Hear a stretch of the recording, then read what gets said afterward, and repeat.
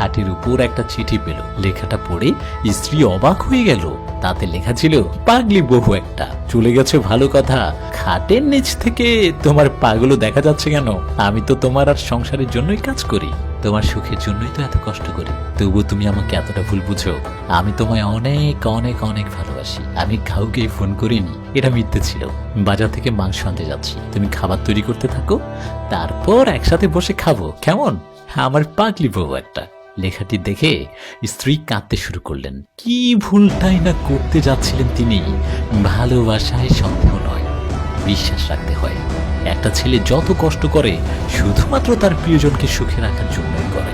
ভালোবাসা থাকলেই যে সম্পর্ক টিকিয়ে রাখা সম্ভব হয়, ব্যাপারটা অনেক ক্ষেত্রে সত্যি। আবার অনেক কারণে ভালোবাসা থাকা সত্ত্বেও একটা সম্পর্ক ভেঙে যেতে পারে। সবকিছুতে অতিরিক্ত দখলদারি দেখালে, সন্দেহের প্রবণতা থাকলে সম্পর্ক